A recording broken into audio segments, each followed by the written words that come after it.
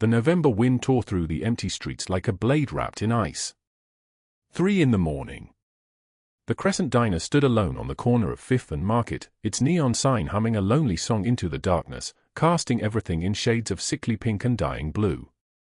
Inside, the late-night regulars hunched over their coffee cups, truckers, insomniacs, a drunk businessman whose tie hung crooked around his neck, all of them trapped in that suspended hour when night refuses to release its grip and morning hasn't yet broken through. Outside, Nora Morgan wiped down the outdoor tables with hands so cold they had stopped feeling pain. Her fingers were raw, chapped from the November air and from washing dishes in water that was never quite hot enough anymore because the diner's ancient boiler had been threatening to die for 2 winters now. The rag in her hand was grey, once white, probably hadn't been white since 2016. She wore a uniform that had been washed so many times the black had faded to a kind of tired charcoal, and beneath it, a thermal undershirt with a hole near the collar that she kept covered because showing it meant the manager would tell her to go home and she couldn't afford to lose a single hour of pay. $34. That was what remained in her pocket after rent, after groceries, after the insulin her youngest daughter Emma needed for the diabetes that had appeared 2 years ago like a curse no one could explain. $34 and an eviction notice folded in her bag with its red-inked deadline burning like a brand against her ribs, 12 days. The landlord's words had been polite, professional, which somehow made them worse than if he had screamed. "I'm sorry, Ms. Morgan.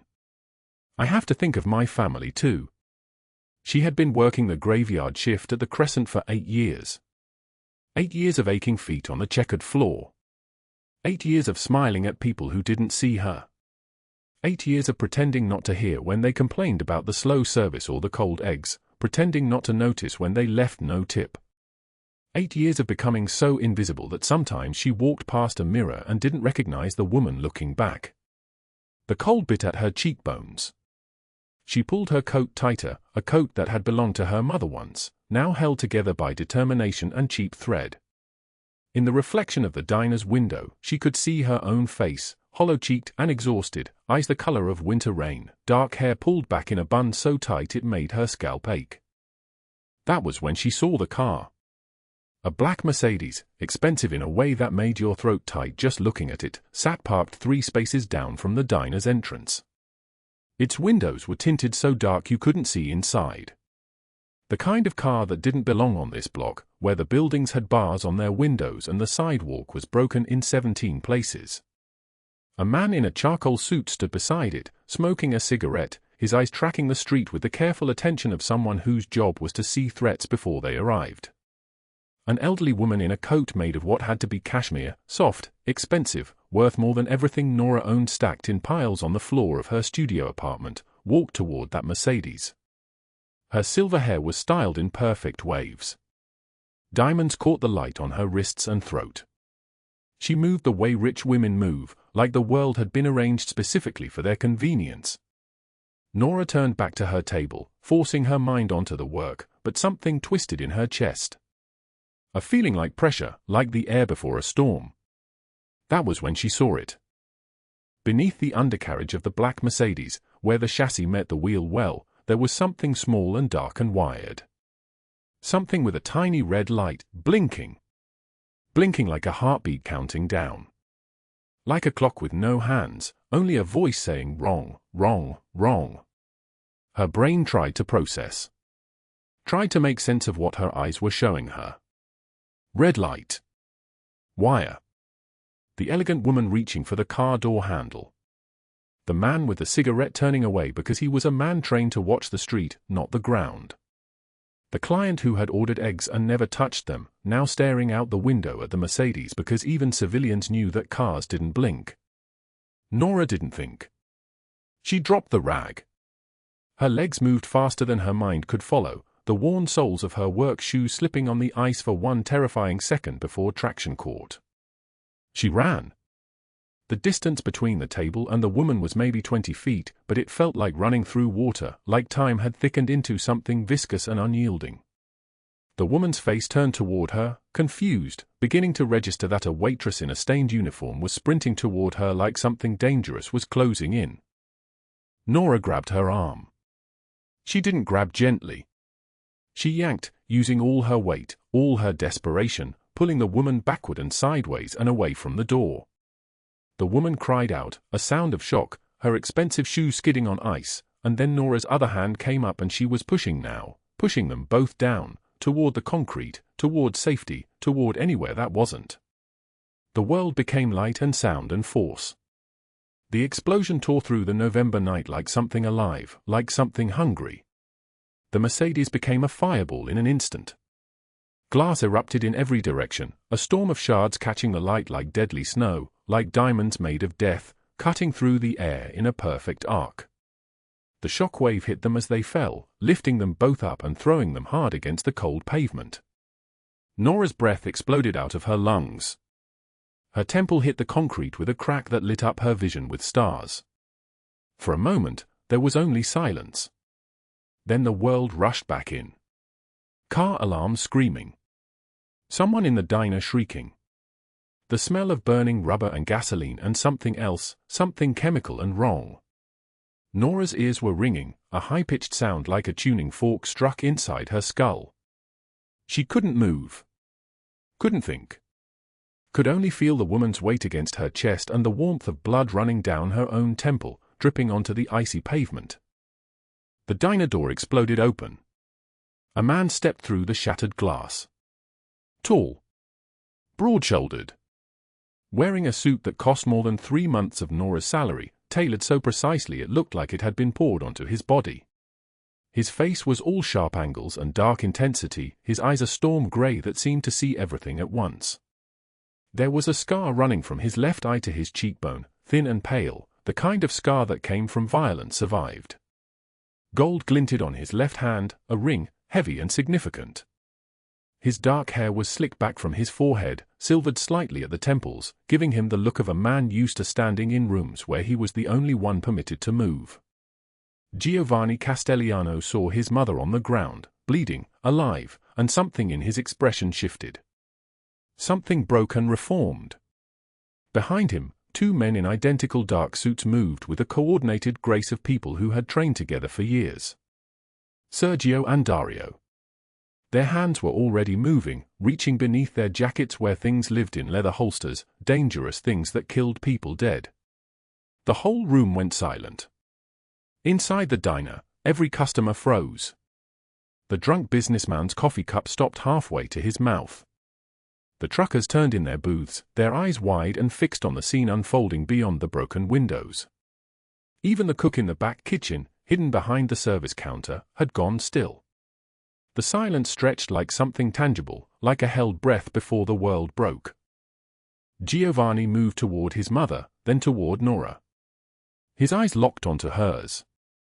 Nora was shaking now, shock beginning to set in, her body understanding what her mind had been too focused to register. She had been thrown through the air. She was bleeding. A car had exploded 30 feet away. She was holding an elderly woman in her arms, and that elderly woman was whispering words in Italian, grazy, grazy, grazy, over and over like a prayer. But what Nora could not have possibly understood was that this one moment, this single act of instinct, this choice to run toward danger instead of away from it, had just rewritten the map of her future. She had saved the life of the only person on earth that Giovanni Castelliano loved more than his own power. She had done it for no reason except that it was the right thing to do. And in the world Giovanni inhabited, the world of men in suits and cars that exploded and loyalty written in blood, there were prices on everything. Some prices were paid in money. Some were paid in protection. Some were paid in transformation. Before we continue, drop a like if this story hits you. Share it with someone who needs to hear it and subscribe so you don't miss what's coming tomorrow. Now, let us go back. Back to the beginning. Back to understand how a woman with $34 in her pocket became the most important person in San Francisco's underworld, and how one act of courage changed everything. Back to where our story truly began. 72 hours before the car bomb exploded, before Nora Morgan saved a life she did not know would change everything, she stood alone in the Crescent Diner at 11:11 p.m. with $34 in crumpled bills spread across the counter like a confession. Her fingers moved across the bills again. 20, 10, 4 ones. She whispered the number even though no one could hear her. 34. The overhead neon hummed its dying song, a sound like electricity slowly giving up. The checkered floor beneath her feet had faded from black and white to something closer to grey, worn smooth by 8 years of her footsteps, by the weight of all the shifts she had worked while her daughters slept in an apartment with peeling paint and a window that would not close all the way. $34. She opened her bag with trembling hands and pulled out the envelope. The paper was cream-colored, expensive paper, the kind that meant official business, the kind that meant the law was coming for her. The words at the top burned in red ink, notice of eviction. She did not need to read it again. She had read it 17 times since the letter arrived 5 days ago. $125,000. In 7 days, or she and her daughters were on the street. The envelope fell from her hands. It drifted to the counter like a leaf falling from a tree that was already dead. Nora closed her eyes. The diner spun slowly around her, the vinyl booths and the kitchen door and the window overlooking the parking lot all rotating in circles. She pressed her palms against the counter to stop the spinning. "You okay, sweetie?" The voice belonged to Frank, the owner of the Crescent Diner, a man in his 60s with silver hair and eyes that had learned not to ask too many questions. He was wiping down the espresso machine, a nightly ritual he performed with the care of someone maintaining a shrine. "Fine," Nora said.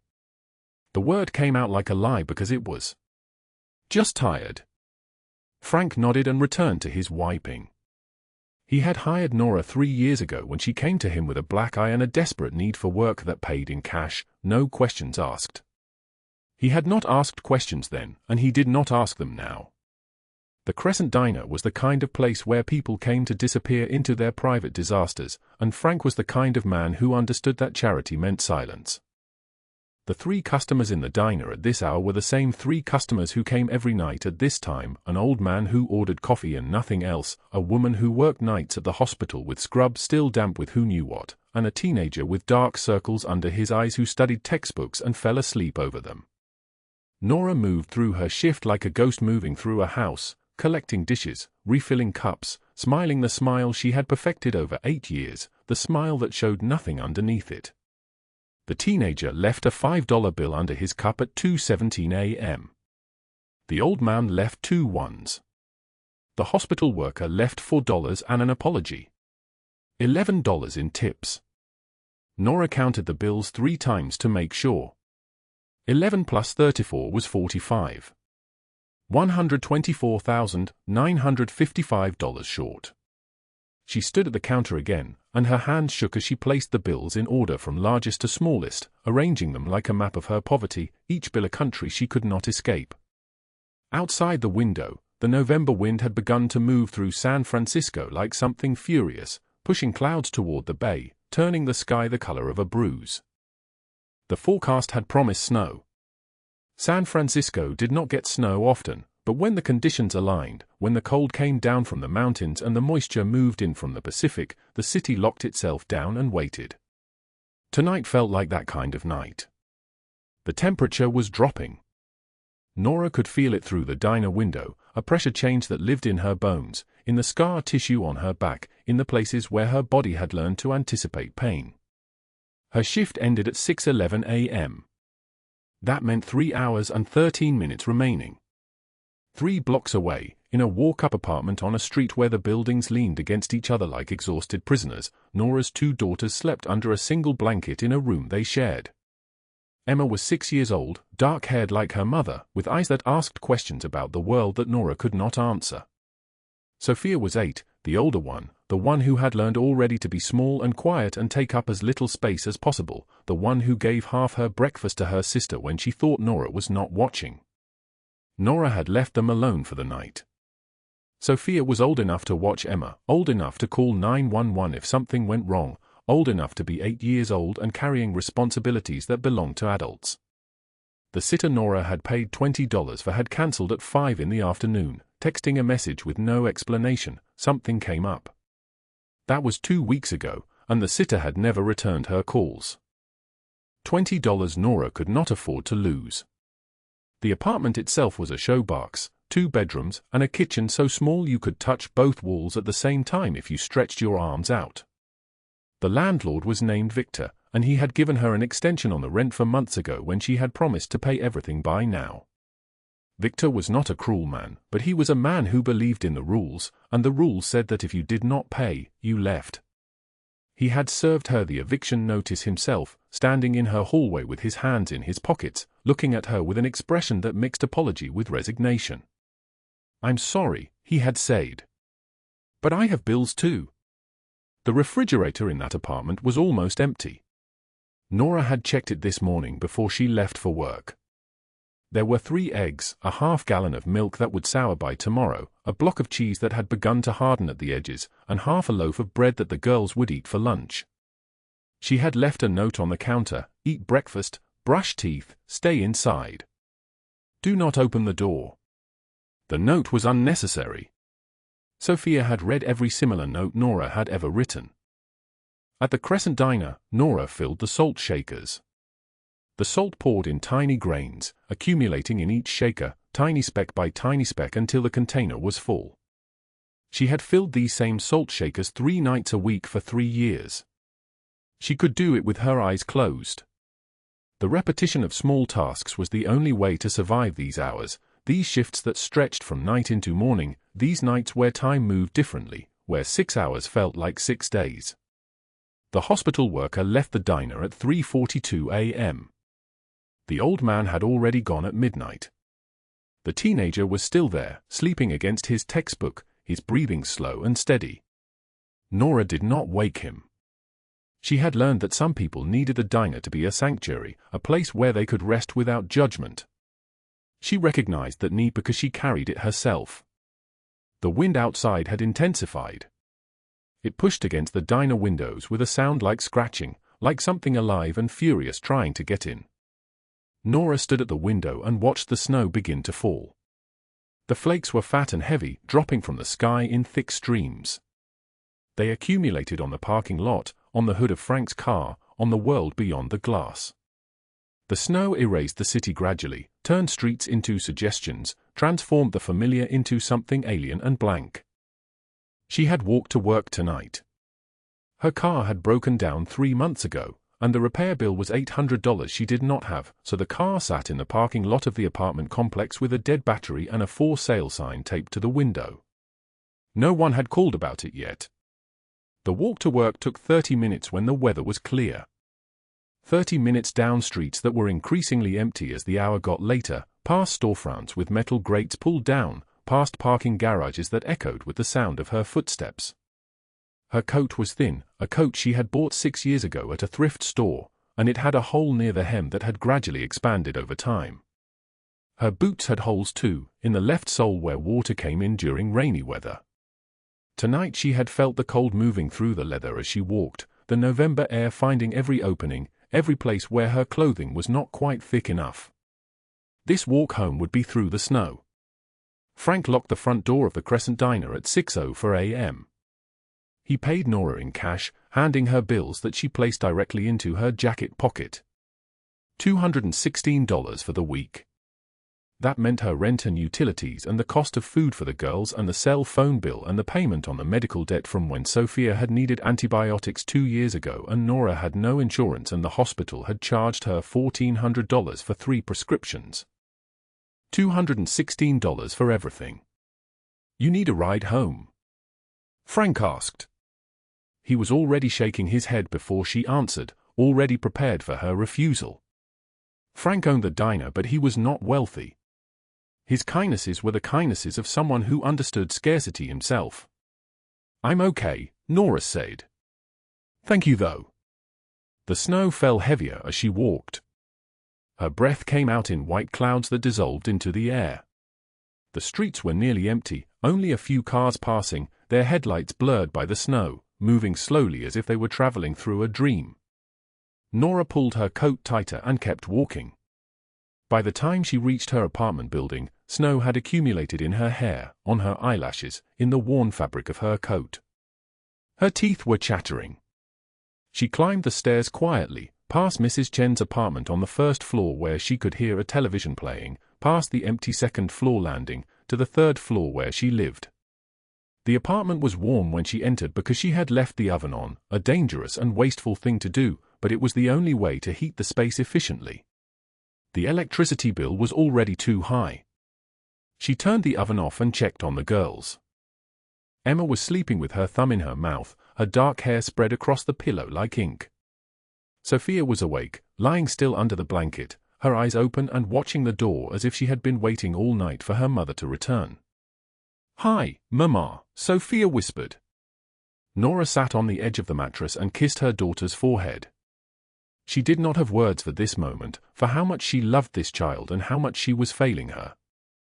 The love and the failure existed in the same space, inseparable, impossible to untangle. "Go back to sleep, baby," Nora said. "It's still early."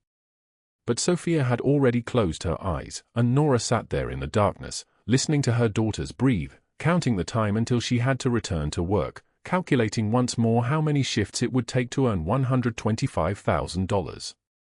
The answer came back the same as it always did. Never. The wind screamed outside the Crescent Diner like a wounded animal, and at 1:51 in the morning, Nora Morgan was refilling the coffee station when she heard it, the sound of metal colliding with ice, the shriek of tires losing their grip on the frozen street, a child's scream cut short like a song interrupted mid-note. She didn't think. Her body moved before her mind caught up. Nora pushed through the glass door into the blizzard, visibility reduced to nothing, snowflakes so thick they felt like static.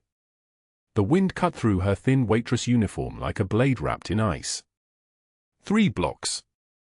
The boy lay 3 blocks away on the sidewalk, and she could barely see 10 feet ahead, but something in that scream, the terror in it, the smallness of it, pulled her forward into the storm.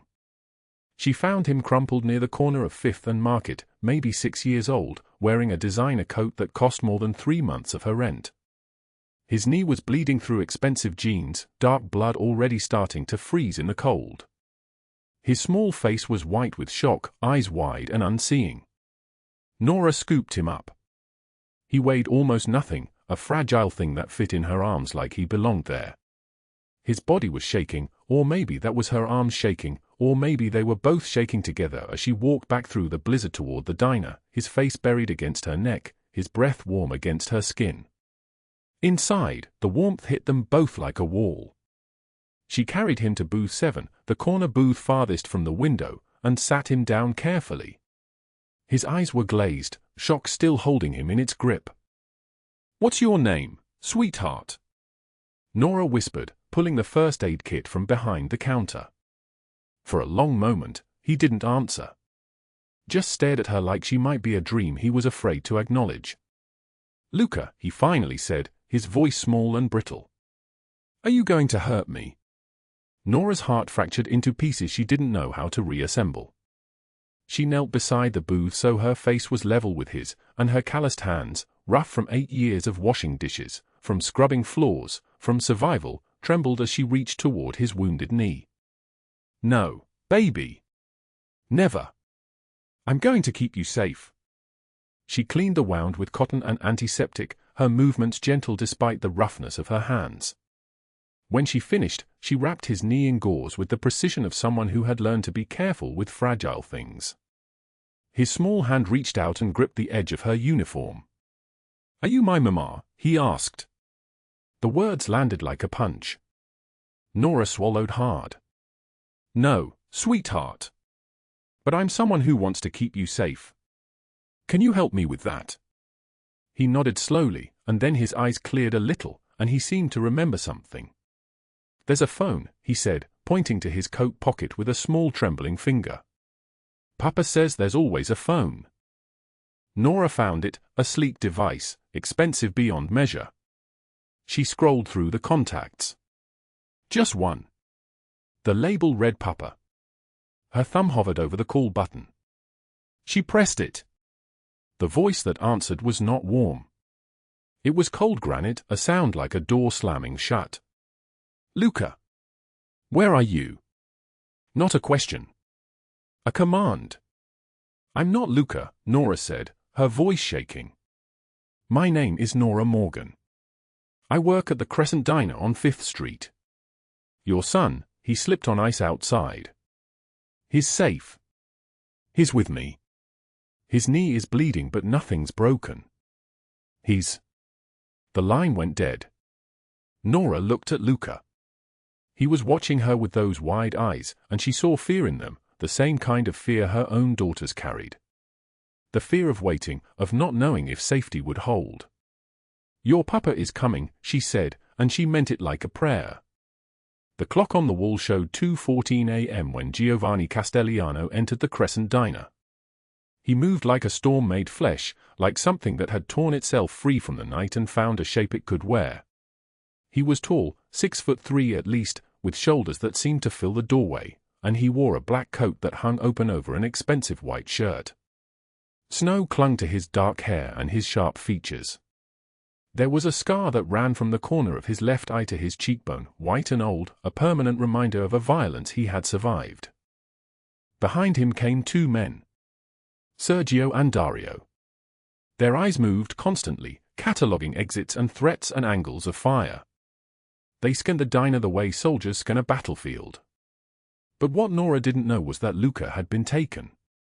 Snatched from his school at 2:30 that afternoon by men who wanted leverage, who wanted to use him as a bargaining chip in a dispute over territory in North Beach. She didn't know that Giovanni Castelliano had spent 8 hours hunting through the city, turning over stones and shaking trees, moving through the underworld with the methodical fury of a man whose child had been stolen. She didn't know that when he got the call from an unknown number, his hand shook for the first time in 15 years. Now he saw his son. Luca was in booth 7, drinking soup that the waitress had bought with her own money. Nora knew it was her own money because she had paid for it from the $34 in her pocket, the sum total of everything she had left in the world. The boy was wrapped in a blanket that someone had provided, and his knee was bandaged, and he was alive. Giovanni moved toward the booth, and Luca saw him and screamed. Not a scream of fear. A scream of joy so pure it shattered something in the diner, made the air crystallize around it. Papa! Papa! Luca scrambled from the booth and ran. Giovanni caught him and held him like the world might end, like his son was the only thing keeping him tethered to earth. His face was buried in the boy's hair, and his shoulders heaved with breaths that sounded like survival. Then, slowly, he turned. His eyes found Nora. She was backing away, moving toward the kitchen, sensing the danger in his power the way a rabbit senses a predator. This man radiated something dark and controlled and lethal.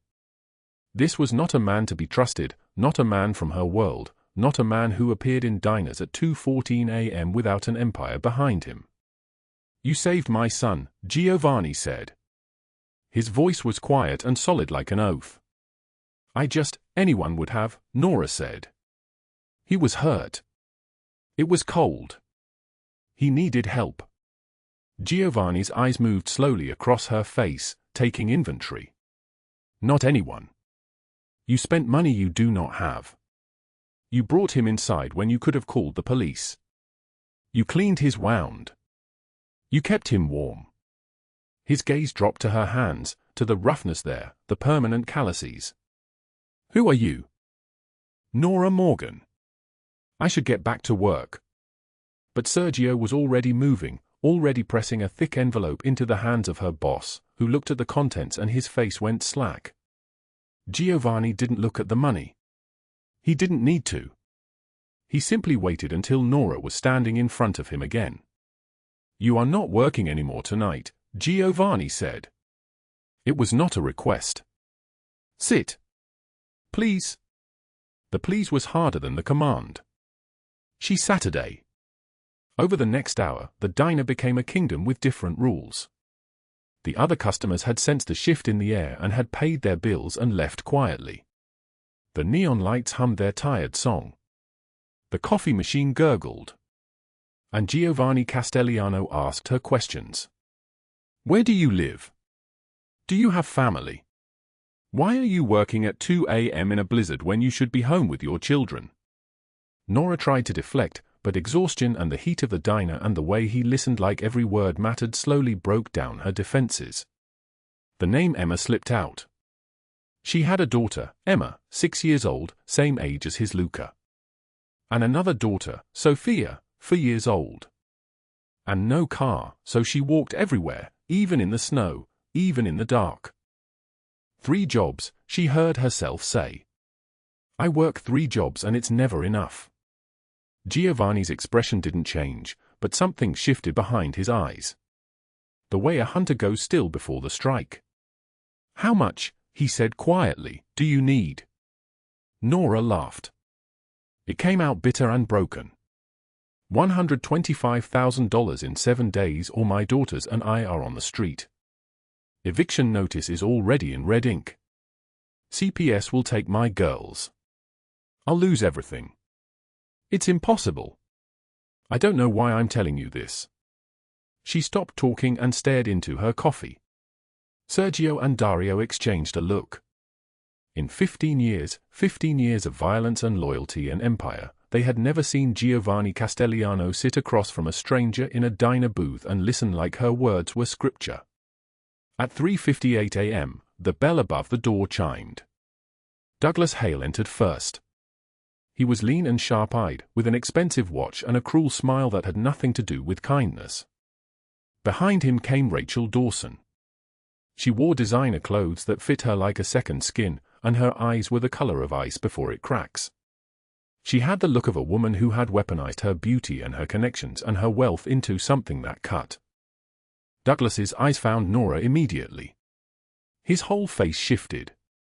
There you are, he said. His voice carried the satisfaction of a hunter who has cornered his prey. You thought you could hide from me? Nora stood up. Her hands were shaking. Rachel stepped forward, and when she spoke, her voice was polished and cold. Miss Morgan, I represent the property management company that owns your building. You owe $125,000 in back rent and penalties. You have 7 days to vacate the premises. After that date, all of your possessions will be seized and sold at auction. She smiled, and there was no warmth in it. I've already contacted Child Protective Services, Rachel continued. Your daughters will be in foster care by Tuesday. Unless, of course, you'd like to discuss alternative arrangements. Douglas stepped closer to Nora, and she could smell the cologne on him, expensive and choking, the same cologne that had always made her stomach turn. Or maybe we work something out, he said. You come back to me, like things used to be, and I make all of this go away. The eviction, the CPS call, all of it. I can be very generous to people who cooperate. The diner had gone completely silent. Even the hum of the neon lights seemed to pause. I'll never go back to you, Nora said. Her voice was barely a whisper, but it carried the weight of every scar on her back. Never. Rachel's smile widened. Then you'll be homeless. And you'll be childless. That's what happens to people who can't pay their debts. Giovanni Castellano stood up slowly. The movement was unhurried, controlled, like a predator rising from sleep. His black coat hung open, and in that moment, in the fluorescent light of the diner, the scar on his face seemed to pulse with its own dark life. The temperature in the room dropped. Douglas saw him and something flickered across his face, recognition, maybe, or fear. Who the hell are you? He said, but his voice had lost its edge. Sergio, Giovanni said quietly. Dario. The 2 men stepped forward like they had been waiting for this moment their entire lives. The diner held its breath. Turn around, Nora, Giovanni said. Not a command this time. A request wrapped in gentleness. What? She asked. Please, he said. Trust me. She turned. Giovanni lifted the back of her uniform shirt, just slightly, just enough to see them. The scars. 8 years of them running in every direction like a map of hell, white and raised and telling a story of survival that should have been impossible. The whole diner inhaled. Rachel's face went pale. Douglas began backing away. Giovanni's face had turned to stone. Take him, he said to his men. Not here. Somewhere quiet. And find out who owns those police. Find out every person in the chain. Rachel tried to run. Sergio blocked the door. Giovanni looked at her, and his eyes held nothing but promise. You will sign over the deed to her building to a trust in my name. You will apologize to her publicly. You will disappear from San Francisco permanently. He paused. Or what I do to him will look merciful compared to what happens to you. The back door burst open. The blizzard roared outside like something alive and hungry. Douglas screamed as they dragged him toward it, his scream swallowed by the wind and the snow and the darkness. Nora turned around slowly. The diner was empty except for her and Giovanni and Luca, who was sleeping in the booth with his head on a napkin. And in that silence, everything changed. The glass tower on Market Street rose like a blade cutting through the fog of San Francisco. Nora Morgan stood in the elevator on the 14th floor, her borrowed coat still damp from the rain, her hands trembling against her thighs. The eviction notice was no longer burning in her bag. It had already burned through.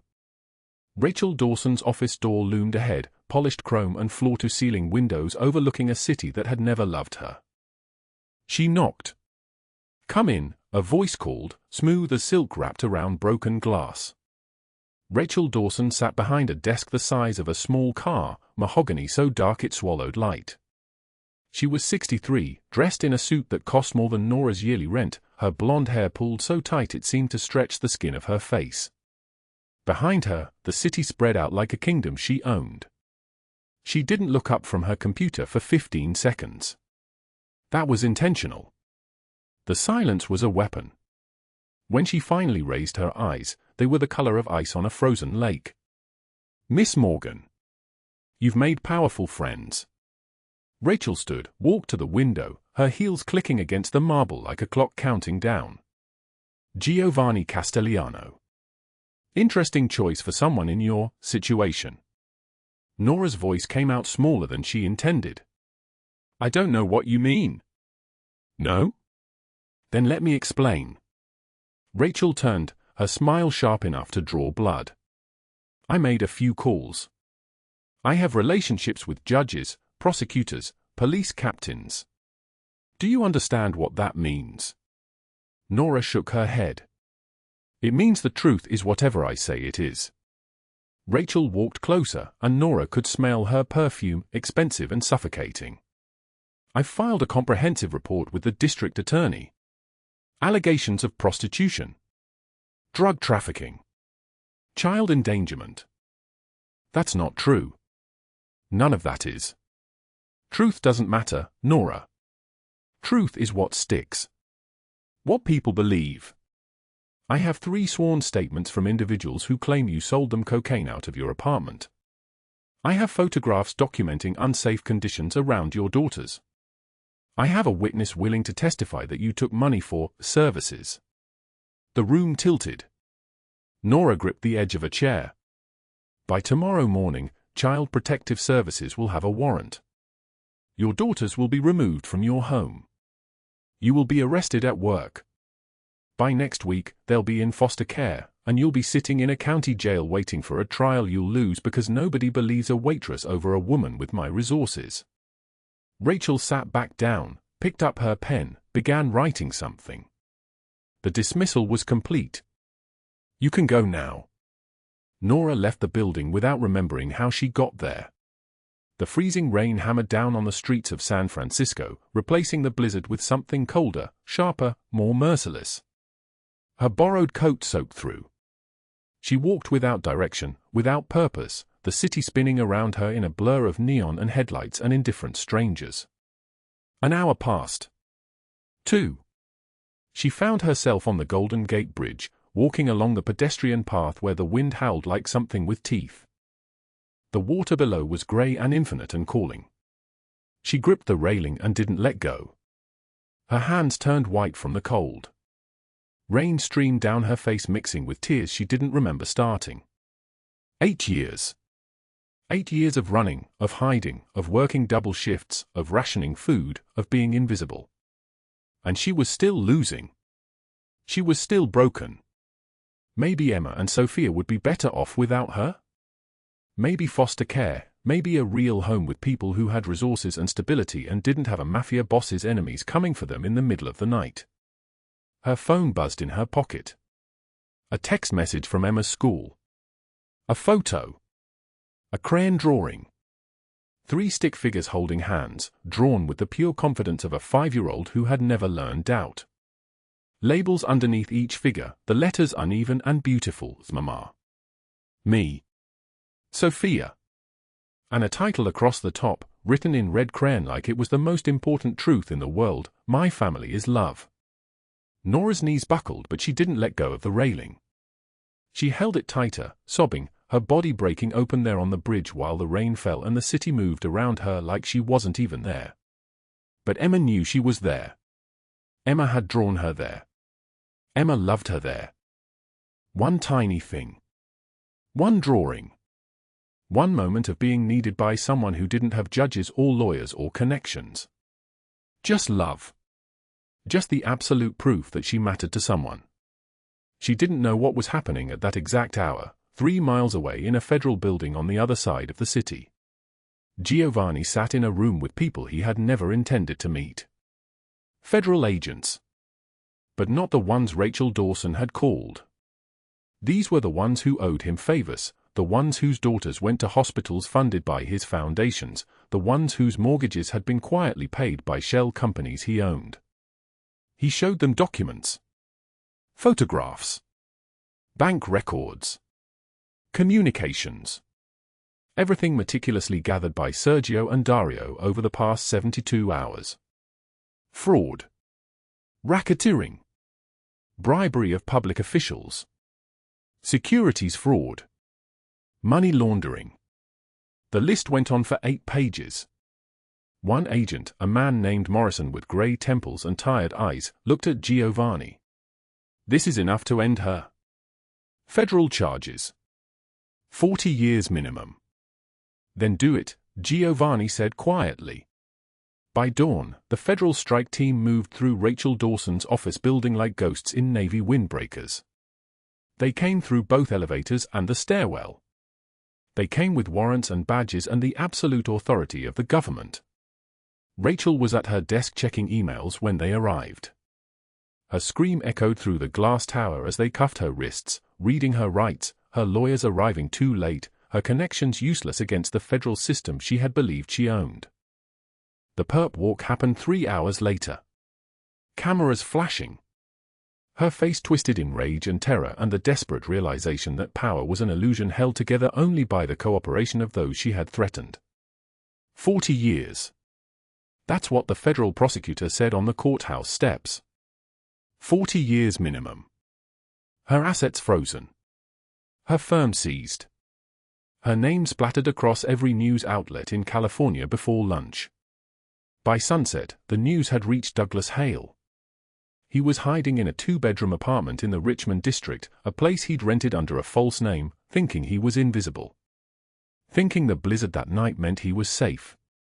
Thinking Giovanni Castellano would eventually get bored and turn his attention to other enemies. He was wrong. Dario broke down the door at 7 p.m. without ceremony, without warning. He was alone. That was worse than if he'd come with 5 men. One man moving with the casual confidence of someone who didn't need backup. Douglas scrambled backward, overturning furniture, his hands up. Please. I'll leave the city. Tonight. I'll never come back. I swear to God, I'll never touch her again. Too late for that, Dario said. His voice was like gravel and ice. You had 8 years to be human. 8 years to walk away. You chose differently. Douglas was dragged screaming into a black SUV. Not toward a police station. Not toward a hospital. Toward a location where Giovanni's rivals, the Mocchetti family, held a deal with their boss. They owed him a favor. Tonight, they collected his request. Douglas Hale would not die. Death would have been too quick, too easy, too merciful. Instead, he would disappear into the labor camps and punishment systems that made federal prison look like a 5-star hotel. He would spend the next 30 years wishing he had taken his own life on that bridge before they found him. The screaming faded as the SUV merged into traffic. In her apartment, Nora didn't know any of this yet. She sat on the couch with Emma asleep against her chest and Sophia curled on her other side, her daughters breathing the soft breath of children who still believed tomorrow would come. She held them like they were made of spun glass. She held them like they were prayer. She held them like they were the only true thing she'd ever owned. At 9 p.m., her phone rang. Giovanni's voice came through, steady and solid like an oath. "It is done. Both of them. Rachel Dawson was arrested this morning. Douglas Hale was collected 3 hours ago. The threat is finished, Nora. You are safe." She couldn't speak. "Do you hear me? You are safe." "I don't understand," she whispered. "How did you?" "Because I promised you," he said. "And because some debts are paid in full, and some promises are kept no matter what it costs. Sleep tonight. Tomorrow, we talk about what comes next." The line went quiet. Nora looked at her daughters sleeping against her, at the drawing Emma had made still visible on the kitchen counter, at the apartment that was no longer going to be taken away. The rain had stopped. Through the window, San Francisco glittered with all its broken lights and its indifferent beauty. For the first time in 8 years, she let herself believe that maybe, just maybe, the sky was clearing. The rain stopped sometime after midnight. Nora didn't notice at first. She sat on her worn couch with Emma asleep against her left side and Sophia curled against her right, both girls breathing the soft breath of children who still believed tomorrow would come. She held them like they were made of spun glass. She held them like they were prayer. Her phone rang at 9:13 p.m. Giovanni's voice came through steady and solid like an oath. "It is done, Nora. Both of them. Rachel Dawson was arrested this morning at her office. Federal agents took her at her desk in front of 200 employees. The humiliation she dealt to others, she will now experience every single day for the next 40 years of her federal sentence. Douglas Hale was collected 3 hours ago from a motel on the outskirts of the city. He will spend the next 30 years in a labor facility that makes federal prison look like a vacation resort. The threat is finished. You are safe." She couldn't speak. "Do you hear me? You are safe." "I don't understand," she whispered. "How did you?"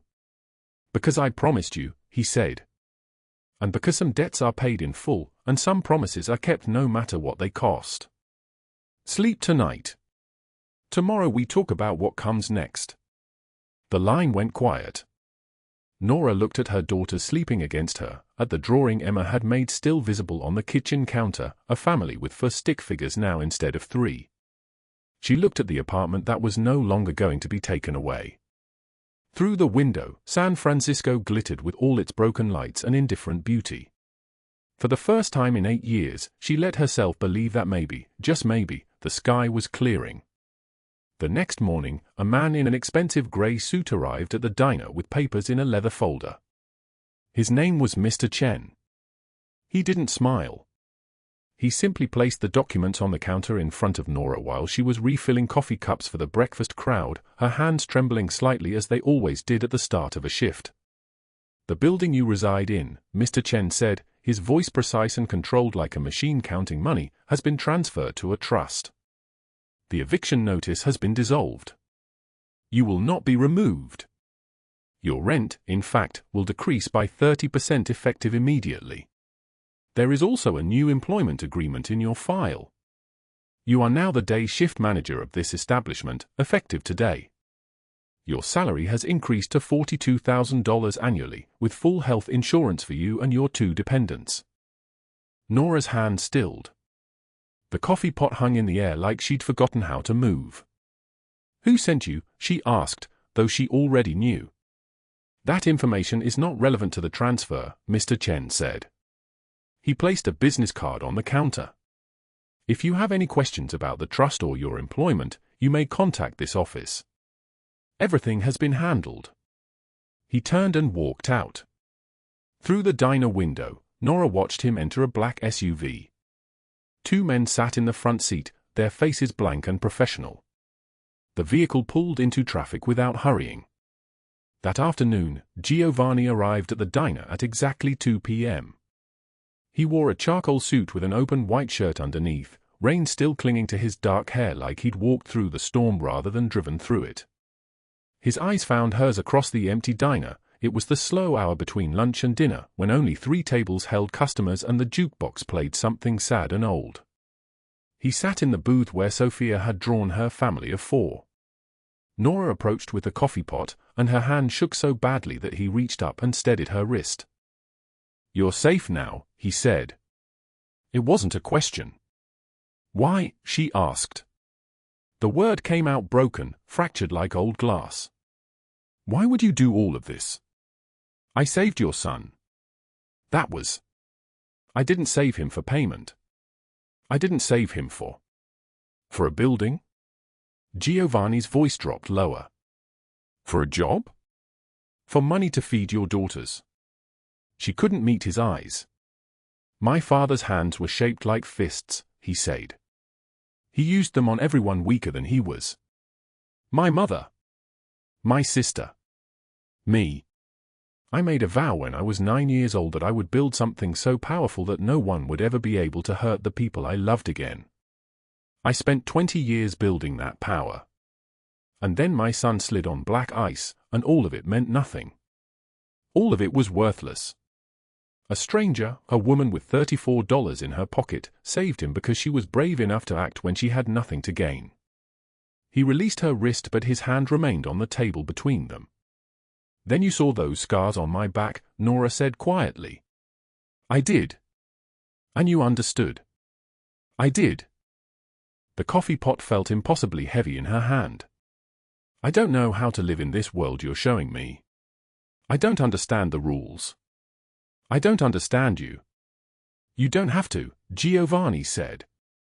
Just let me keep you safe. Not as payment. Not as debt. Because on the worst night of my life, when my son was missing in a blizzard and I was more helpless than I've ever been, you were the only light I could find. That evening, Giovanni came to her apartment. Emma answered the door, suspicious and small with her 7-year-old wariness, the kind of caution that comes from watching a mother struggle for years. Sophia stayed at the kitchen table, drawing. Giovanni brought gifts but kept his distance. He sat in the armchair instead of the couch, his presence careful and measured like he was learning to be gentle. Emma watched him unwrap a coloring book, not expensive, not showy, just something she could hold and use immediately. Sophia showed him her new drawing without being asked, her confidence building as he took it seriously and examined the colors she'd chosen. This one, Sophia pointed to a blue figure, is you. And this one is Mama. And these two are me and Emma. For figures. All together. Nora stood in the kitchen doorway, watching her daughters in the presence of a man who could have taken anything from her but instead was teaching them, through his quiet patience, that the world sometimes held kindness. 1 week later, Nora worked her first day's shift as manager. The diner looked different in daylight. The neon didn't buzz like a dying thing. The checkered floor showed its actual color instead of seeming like a pattern of grease and time. She wore a new uniform, cream-colored, professional, with her name embroidered over the pocket. At 2 p.m., Giovanni entered. They talked like normal people. Like a woman who works in a diner and a man who drinks coffee there. They talked about the weather. About Emma's school play next month, where she would play a tree in a forest scene. About whether the new specials board was easier to read. They didn't talk about violence or power or the world he commanded. They talked about small, ordinary things that felt revolutionary for both of them. Outside, Sergio and Dario waited in the SUV, shaking their heads at how their boss had changed. In 15 years, neither had seen him sit across a table from anyone for this long without conducting business. In 15 years, neither had seen him smile like that, not the smile of a man winning, but the smile of a man being saved. 6 months later, Nora moved into a better apartment. Not luxury. Not expensive.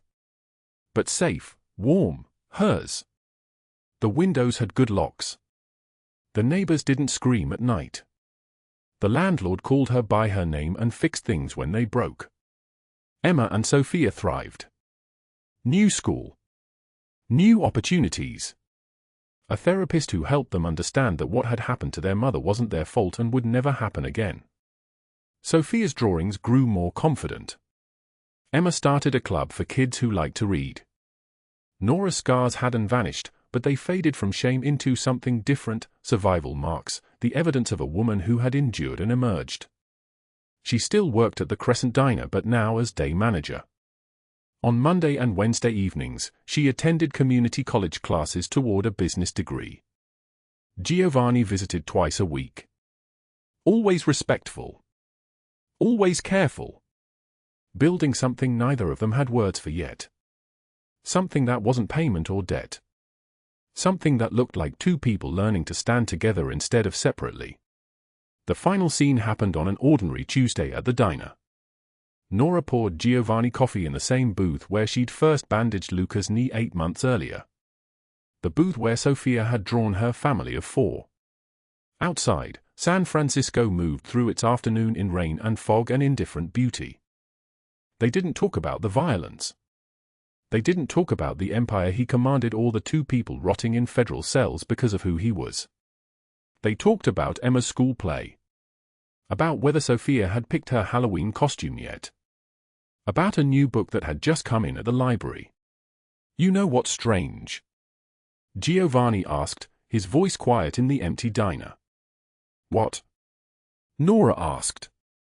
"I've spent 20 years building an empire so I'd never be helpless again. I built it so no one could ever threaten the people I loved. But that night in the blizzard, when Luca was missing, I was more helpless than I've ever been. I knew, with nothing, no power, no weapons, you saved him anyway. You saved my mother from a car bomb without thinking about yourself. You're braver than any soldier I command." Nora's hand trembled as she set down the coffee pot. "I'm not brave. I'm just a mother who got lucky." "No," Giovanni said. His fingers reached across the table, stopping just short of her hand. "You're the reason I still believe there's something worth protecting in this world. Sometimes the most powerful thing in the world isn't money or weapons or control. It's one person choosing courage when they have every reason to run." Nora Morgan saved a child. She saved a mother. And in doing so, she saved herself from a life that had tried to break her. Giovanni Castellano learned that the empire he built meant nothing without someone to remind him why he built it. They found each other on the worst nights of their lives. And maybe that's how the best things begin, in darkness, in desperation, in the moment when 2 people who have every reason to stay broken choose to stand instead. After the rain, the sky clears. And sometimes miracles come from the most unexpected places. If this story moved you, hit that like button and share it with someone who needs to remember that rescue comes from unexpected corners of the world. Subscribe because tomorrow we have another story that will remind you why hope matters. Drop a comment and tell us, have you ever helped someone without knowing how much it would change your life? We read every single one. Thank you for being here. Thank you for believing that even in darkness, there is light.